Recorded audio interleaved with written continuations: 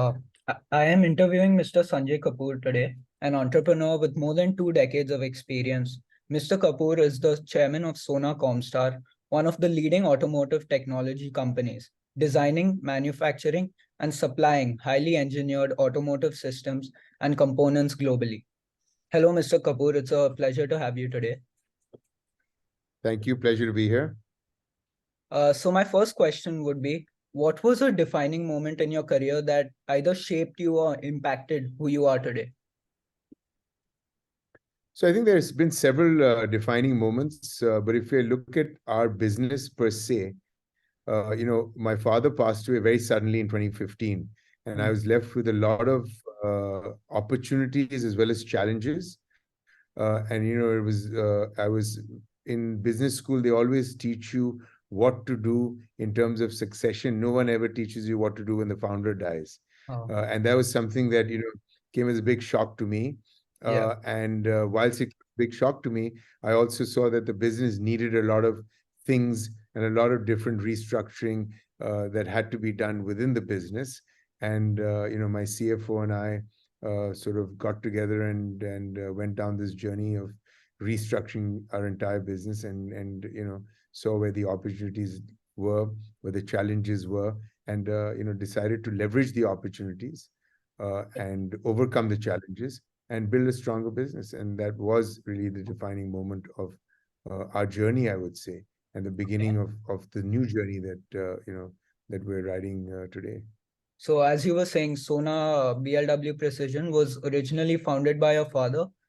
So how did your strategy when you took over the company to growth to the growth of the company differ from that of your father, and how was it effective? So I think the vision has always been the same, to build a company that India is proud of, and that was something that my father talked about.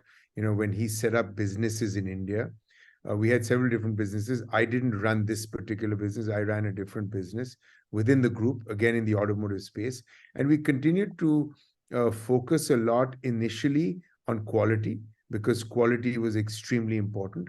And once we had achieved the quality we wanted and we required, we started focusing on technology, and we continue to focus on technology. Today, our focus is more towards technology that is adopted in the electric vehicle platforms as well as in autonomous.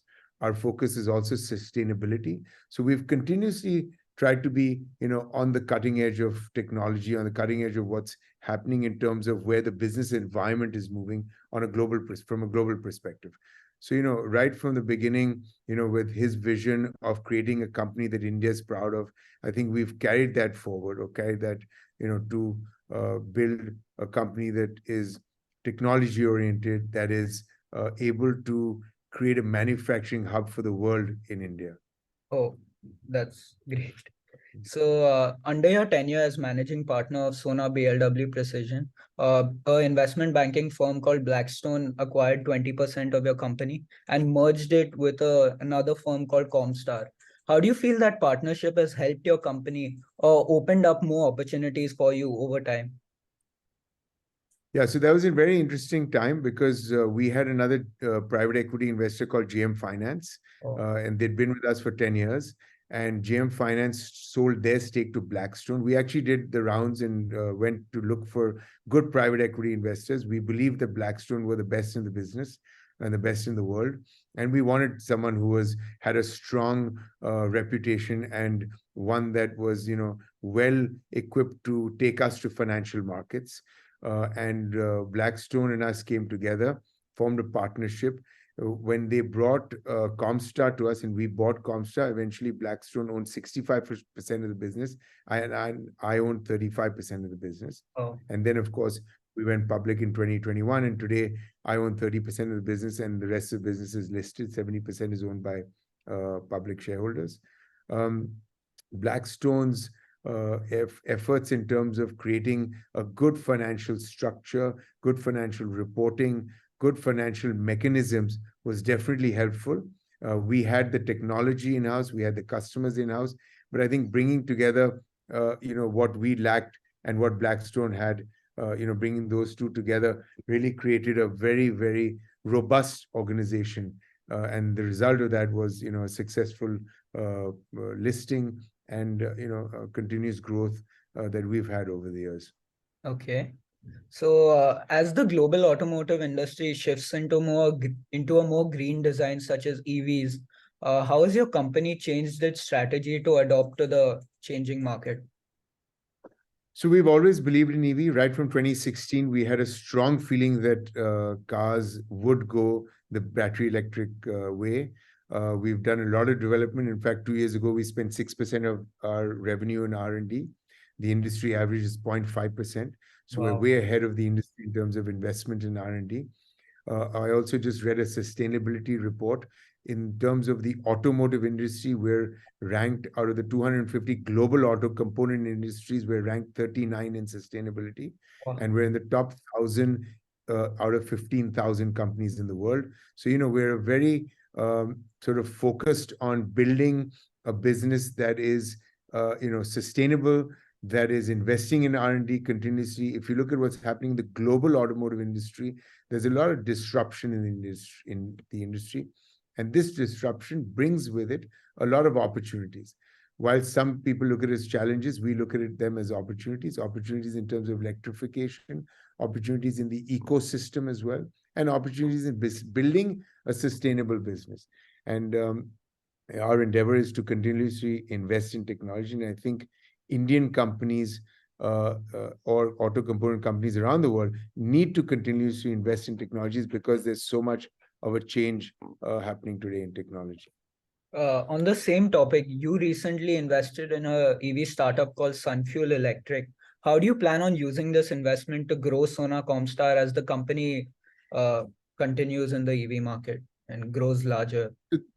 So these are two completely different investments because Sunfuel Electric we invested in through my family office, and it's in the charging infrastructure space. And I Yeah. believe that there's great growth opportunities within the charging infrastructure space as we electrify vehicles. Whilst it is much smaller compared to anywhere in the West and in the Far East, we are catching on to that trend of electrification, and we're going to see more and more electrification happen. I think it's good to be a little ahead of the curve when it comes to building out infrastructure, and that's why I invested personally in that.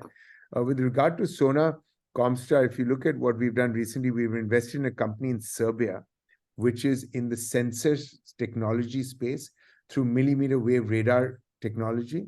And what it can do is it can read a baby's heart rate and a baby's breathing rate.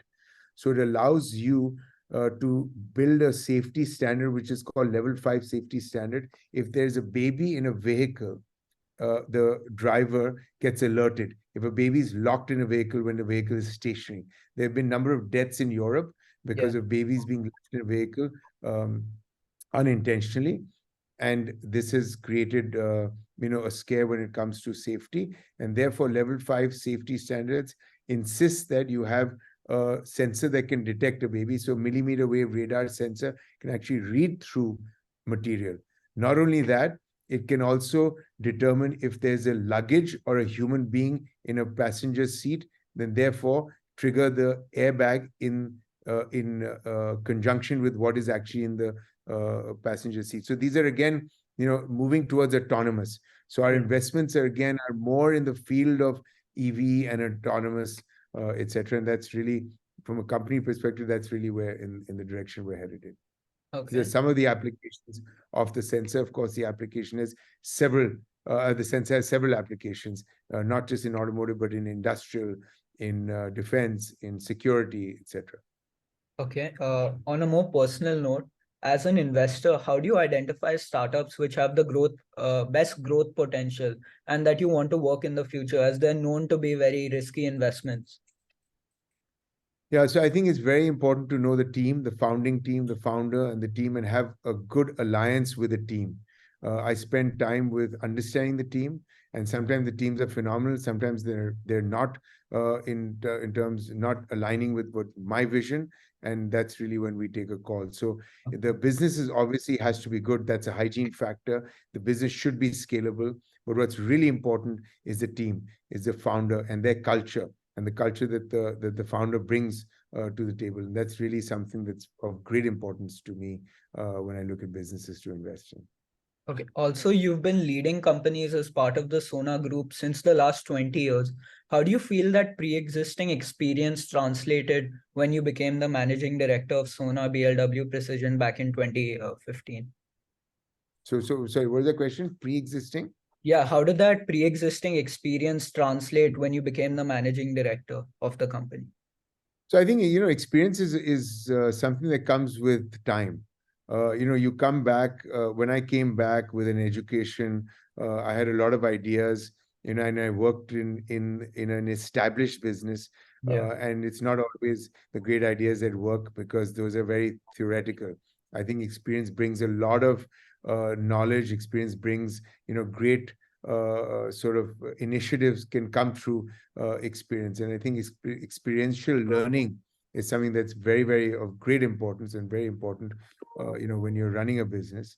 And it's definitely helped me in terms of the different businesses I've run because failures have been a big, teaching point.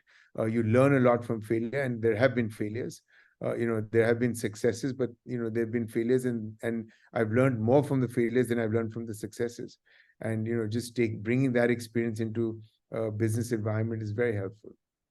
How do you feel that partnership with Blackstone had an impact on your ability to adopt new technology and expand in international markets? So, again, I think Blackstone, and I said this, didn't bring us any technology. Blackstone brought us Yeah, the backing. financial capabilities that we lacked. And if you want to call that financial technology, possibly, but really the financial mindset in a business and how to look at and monitor businesses and how to look at the financial side of things. And that's really helped us when we went to public markets. It helped us in terms of acquisitions we've done. They've been, great help in that space as well. Not necessarily, in acquiring customers and acquiring technology, but definitely in acquiring companies and acquiring the right financial skill set to run a business. Okay. What motivates you to continue working in the face of adversity? So what motivates me is that I set goals. I'm a very clear-headed person where I set goals and we must achieve those goals no matter what. In terms of there could be times when we find it difficult. There could be challenges, like I said, but challenges can be overcome. And I feel that today, we're sitting in a great space and a great opportunity to create a manufacturing platform in India. Today, where 17% of GDP is manufacturing GDP, we need to go up to 25%. I think India is sitting in a great position to attract investments from China with the China Plus One strategy. We're seeing that play out in the auto component industry, and I think that'll play out in other industries as well. So I think as a country, we've got a lot of work to do to build our manufacturing footprint, to create a global hub for manufacturing for the world. And I think we can do it. And that's really what encourages me today. Today, when I look at businesses and we look at our own business and I look at the industry as a whole, I'm looking at it from what can we achieve as an industry or as a manufacturing industry in India for the world. And that's really what's driving me today. Yeah, on that same topic, until recently, you were the president of the ACMA in India. How do you feel that gave you unique insights into the Indian automotive industry and allowed you to get ahead of your competition? So I think that really helped me in terms of understanding the automotive industry as a whole. We become very myopic when you're running a business in your own business, but being the president of ACMA, gave me an opportunity to represent the industry when it comes to representation with OEMs, which are the original equipment manufacturers, when it comes to representations with countries where we're seeking technology or technology alliances for the tier 2 and the tier 3 supply chain, because the automotive supply chain is extremely complex. And we all need to collaborate with each other really to reach where we want to go. And then, of course, it helps you, with in terms of regulations, because there are government regulations, there are regulations when it comes to safety, when it comes to electrification, etc. So that also gives me a great platform to work with government to understand what their regulations are and where the government wants the country to move in, and then bring that back to the auto component industry, as well as make representation from the auto component industry to the government where we feel we may require help and assistance. Okay. You have personally attended very prestigious institutions such as the Doon School and Harvard Business School, wherein you also gave a guest lecture. How do you feel attending these institutions benefited you as a budding entrepreneur?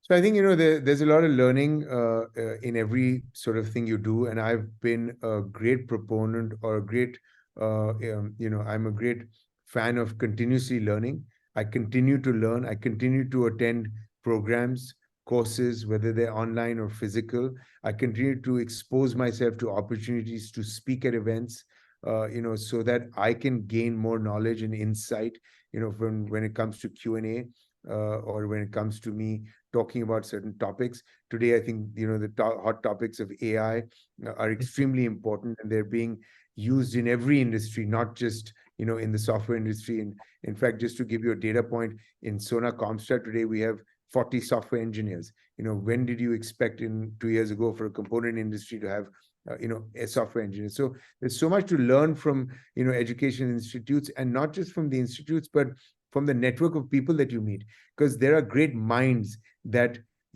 are that go to these institutes, and they're great minds that you can learn from at these institutes, and idea exchange becomes very important. Idea sharing becomes very important. So these are things that have helped me and continue to help me, because I continue to be involved in in a lot of these institutes. I actually sit on the board of Doon School. Yeah. Try and give back to school in the best way that I can, so that we can get the best students and the best faculty in Doon School. One of my children goes to Tufts University. I try and engage with the faculty there, to see what's going on, because there's so much going on, even in terms of, let's say, climate change. I think one of the big topics, and I was with the deans of Tufts University the last couple of days, and one of the big topics that is being or needs to be addressed is climate change. And I was telling one of the deans that I'd love for my kids to do a degree or a program in ESG, because I think over the next 10 years, we're going to require a lot of ESG knowledge, a lot of ESG people, in our businesses. Having said that, with all that's changing, when I look at the S part of ESG, you've also got to look at the security part of business, the cyber security, the physical security, the safety, etc. So there's a lot happening. So I think, education teaches you a lot. Education gives you an exposure to, different kinds of topics. And I remember one university professor saying, get out of your comfort zone and learn topics that you're not registered for. Go into classes that you're not registered for, and therefore, that gives us a whole lot of knowledge in terms of when we're dealing with, global issues, which we are all dealing with today. Okay. Also, on the topic of education, could you just give me a general sense of how it felt when you were called back for to be a guest lecturer at Harvard? It feels great. In fact, they're now looking at a case study of our business. So, it's a great feeling to, go back and share your learnings and your experiences with students who can then take value out of what we've done and what we've learned, and implement them in their own businesses and their own lives. I think it's our responsibility to do that, because we've learned some great stuff, and it's our responsibility to go back and teach that stuff, so that other people can also learn from that and improve their own businesses. Okay. And my final question would be, if you had any advice for young entrepreneurs with the goal of managing a business in the future, what would it be? I would say young entrepreneurs need to work really hard. There's a lot of luck that comes into it. There's a lot of, goodwill, etc. But nothing succeeds like hard work. And there is no easy path. And, whilst, a lot of people will say, follow your passion and do all that great stuff, do all that, but work really, really hard. Because, and one other thing I tell people is, until you keep doing the same thing over and over and over and over again, you'll never get good at it.